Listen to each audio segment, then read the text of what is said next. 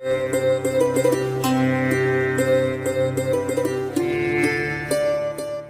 सभी को राधे राधे। आज हम चर्चा करेंगे सूर्य पर्वत के विषय में कि सूर्य पर्वत हस्त में कहाँ स्थापित होता है, सूर्य पर्वत जातक को क्या क्या प्रदान करता है, उसके जीवन में क्या क्या परिवर्तन आते हैं, क्या क्या लाभ मिलता है, सूर्य क्या देता है, सूर्य उत्तम हो तो क्या होता है, सूर्य खराब हो तो क्या होता है। तो पहले हम इस पर्वत के विषय में चर्चा करेंगे। तो ये सूर्य पर्वत का स्थान कहलाता है, जिसे हम बोलते हैं अनामिका के मूल स्थान। अनामिका, ये अनामिका हो गई, अनामिका के मूल में होते हैं सूर्य। अब हृदय रेखा से थोड़ा सा ऊपर आप देखेंगे इसको, ये हृदय रेखा है, इसे थोड़ा सा ऊपर जो होता है वो होता है सूर्य का भाव, है ना। अनामिका के मूल, और अगर आप देखेंगे तो शनि, ये शनि का पर्वत होता है और ये बुध का पर्वत होता है, उसके बीच में स्थापित होते हैं सूर्य, है ना।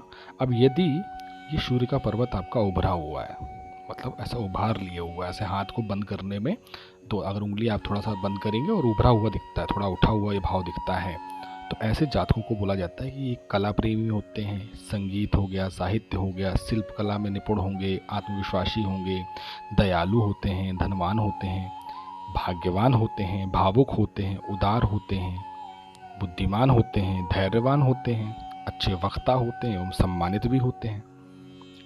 क्योंकि अब अगर आपको देखें, अगर हम से जैसे ज्योतिष कहता है कि सूर्य जो है ना वो आत्मा का अधिष्ठाता कहलाता है, सूर्य। और सूर्य फेम का भी कारक है, मतलब प्रसिद्धि का कारक है। बोलते हैं ना कि सूर्य की तरह चमको, सूर्य की तरह निखरो, तो ये सूर्य जो है वो फेम का कारक है।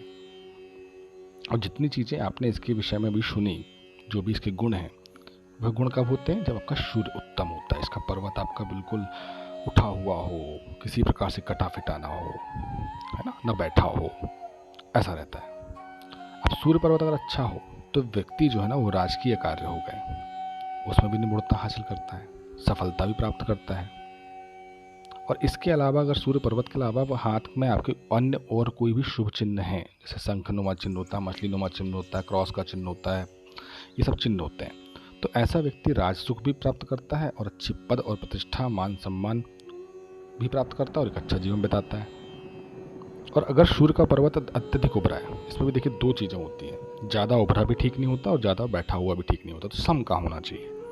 तो अगर सूर्य पर्वत आपका अत्यधिक उभरा हुआ होता है तो ऐसे जातक जो होते हैं वो घमंडी होते हैं, विवेकशीलता नहीं होती, अविवेकी कह सकते हो आप उनको, बहुत ज़्यादा बोलने वाले होते हैं, जिनको हम वाचाल बोलते हैं, चंचल भी होते हैं। कृपण मतलब समझ रहे हो आप? कंजूस। कंजूस का मतलब दो होते हैं, कंजूस एक बहुत जो पैसा ही खर्चा ना करना चाहता, और एक कंजूस जो जो मन में तो है कि कर दें, कर भी देता है, पर करने के बाद भी कहीं ना कहीं मन ही मन उसको कसोटता है कि कैसे कर दिया, क्यों कर दिया, नहीं करना था, तो कृपण भी होता है। और पैतृक संपत्ति को नाश करने वाला होता है ऐसा जातक, अगर ये सूर्य उनका ज़्यादा अत्यधिक उभरा हुआ है तो। बाप दादा की कमाई को हर वक्त अपने मौज में उड़ाना, अपनी बाकी चीज़ों में उड़ाने में ही संलग्न रहता है, वो खुद से कुछ नहीं करना उसको। और यदि आपका ये सूर्य पर्वत नीचा है तो ऐसे जातक को हम भाग्यहीन बोल सकते हैं कि हाँ भाग्यहीन होता है वो, उसका भाग्य उतना साथ नहीं देता। ऐसा व्यक्ति जो होता है ना वो कपटी स्वभाव का मिलेगा आपको, कला और साहित्य में उसकी रुचि नहीं होती उतनी ज़्यादा, या किसी भी चीज़ में रुचि नहीं होती, मूर्ख तथा निष्ठुर टाइप कह सकते हो आप उसको, कि मूर्खता भरा व्यक्ति का होता है ऐसा, है ना। अब यदि सूर्य पर्वत आपका, अगर ये सूर्य पर्वत है और ये बुध पर्वत के साथ, मतलब यहाँ वाले पर्वत के साथ मिला हुआ है ना, और दोनों पर्वत इस प्रकार मिले हुए हैं कि दोनों एक ही दिख रहे हैं आपको, बहुत से लोगों में, बहुत से हाथों में ये दिखता है, तो ऐसे जातक को ज्योतिष में माना जाता है कि वह जातक ईमानदार भी होता है, अच्छा व्यवसायी होता है, विद्वान होता है, पशु से प्रेम करने वाला होता है या पशुधन से भी युक्त होता है, व्यवहार में बोले दक्ष भी होता है। और अगर स्त्री के हाथों में ऐसी स्थिति बन रही है कि ये बुध पर्वत ठीक और ये सूर्य पर्वत दोनों आपस में मिले हुए दिख रहे हैं बीच में, तो ऐसी स्थिति उन्हें सुंदर भी बोलते हैं, अच्छी सुखी भी होती है, पति की सेविका होती है, या पति से बहुत प्रेम रहता है या मिलता है, हंसमुख और सुशील भी होती है।